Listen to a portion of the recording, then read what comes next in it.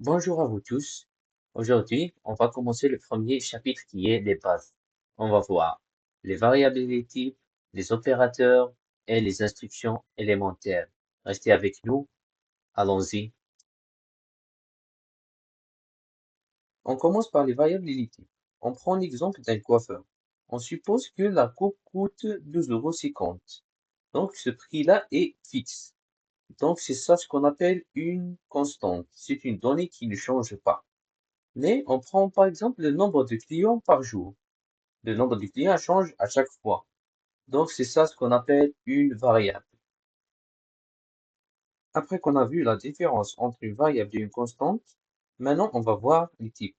Parce que chaque variable et chaque constante a un type spécifique.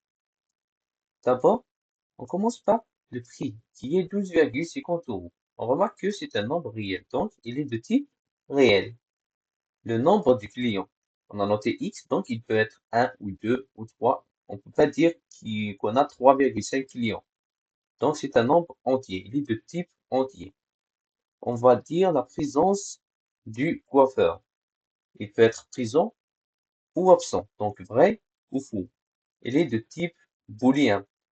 Le dernier type, c'est le type caractère qui représente juste un seul caractère. Par exemple, on dit la première lettre de son nom. Par exemple, on dit A. C'est juste un seul caractère. En résumé, on dit que dans l'algorithmique, on a quatre types principaux. Le type entier, qui est un nombre sans virgule. Le type réel, qui est un nombre avec virgule. Le type caractère, qui est un seul caractère. Et on montre bien que même espace est un caractère. Et le type booléen qui peut prendre deux valeurs, soit vrai ou faux. Maintenant, on va voir comment déclarer une variable. D'abord, une variable en termes informatiques, c'est une zone mémoire nommée utilisée pour stocker et manipuler une valeur qui peut changer pendant l'exécution d'un algorithme. On voit ici la syntaxe de la déclaration. Donc, on met le nom de la variable qu'on va choisir, nous, deux points, et le type de cette variable. Ce qu'on voit ici dans ces exemples-là, on a déclaré une variable nommée x de type réel, une variable nommée n de type entier, une variable nommée test de type booléen et une variable nommée c de type caractère. Et on va voir la même chose pour les constantes. D'abord, une constante est une donnée dont la valeur est fixée dès sa déclaration. Donc, on ne peut pas la modifier au cours de l'exécution de l'algorithme. Elle est fixe. On va voir la déclaration, la syntaxe de la déclaration. On met non constante, le signe est égal et la valeur de la constante. Ici, on donne un exemple. Par exemple, on fait PI égale à 3,14. Jusque-là, on a terminé avec le premier point qui est les constantes et les variables. Et on va aller vers le deuxième point dans ce chapitre qui est les opérateurs. D'abord, une petite définition. Les opérateurs sont des symboles qui permettent d'effectuer des opérations dans un algorithme. Et on a deux types d'opérations dans l'algorithmique, sont des opérations arithmétiques et les opérations logiques. On commence par les opérations arithmétiques qui sont plus connues. On a l'addition, la soustraction, la multiplication et la division. On voit ici quelques exemples et on ajoute à ça deux opérations qui sont la division entière qui retourne le quotient de la division et le modulo qui retourne le reste de la division. Et on note qu'il faut bien gérer les types lors de l'utilisation de ces opérations. Par exemple, une addition entre un nombre réel et un entier nous donne forcément un nombre réel. Et dans le deuxième type, qui est les opérations logiques, on a trois opérations. On commence par la négation. Sa syntaxe est non et entre parenthèses, on met l'expression. Le non, une expression vraie, va nous donner faux et un non, une expression fausse va nous donner vrai. Par exemple, le nom A égale B va donner A égale pas B. Et le même truc pour le reste. Et on a aussi le et logique. Le vrai et le vrai, c'est vrai. Vrai avec toute une autre valeur, c'est faux. Comme on voit dans ces deux exemples, d'abord le premier, on a le 1 inférieur à 2 est faux. Et 3 égale à 3 est vrai. Donc on a faux et vrai, donc c'est faux. Dans le deuxième, on a 4 moins 2 égale à 0. Donc le reste de la division de 4 par 2 égale à 0 est vrai. Et 1 égale 1 est vrai aussi. Donc vrai et vrai va nous donner vrai. Et le troisième opérateur, c'est le ou logique. Le ou est fausse, sauf si on a faux ou faux. Et dans tous les autres cas, il est vrai. On retourne vers les mêmes exemples qu'on a traités dans le et logique. Donc, on a le 1 inférieur à 2 ou le 3 égale à 3. Le 1 inférieur à 2 est faux, mais le 3 égale 3 est vrai. Donc, puisque c'est un ou, le résultat final va être vrai. Et dans le deuxième exemple, on a les deux sont vrais, donc le résultat final va être vrai. Maintenant, on va voir une propriété qui est très importante aussi, qui est la priorité des opérations. On a le non, la négation est toujours prioritaire. Après, la deuxième et la troisième, je crois que c'est les mêmes priorités des équations, etc. Et dans la dernière priorité, c'est les opérations de comparaison.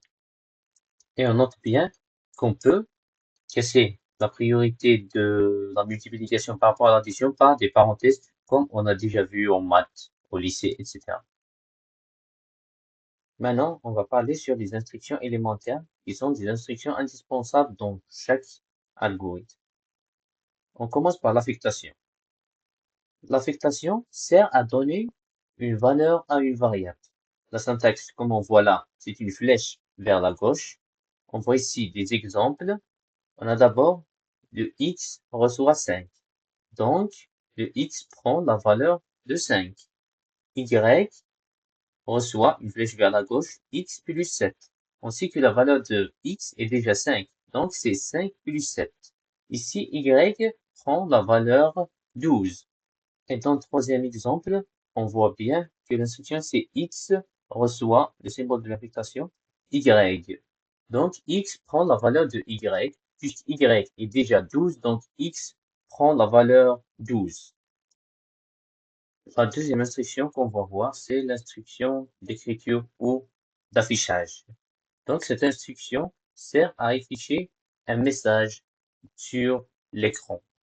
Cette syntaxe, comme on voit ici, on met écrire, une parenthèse, et entre deux crochets, on met le message qu'on veut afficher. Et on peut aussi afficher des variables, mais les variables, faut pas mettre des guillemets. On dit mais directement. Et je note bien qu'il y a qui utilise la syntaxe afficher au lieu d'utiliser écrire. Donc, je dis que c'est la même chose exactement. La troisième instruction qu'il faut bien connaître, c'est l'instruction de lecture. Cette instruction sert à donner une valeur donnée par l'utilisateur à une variable.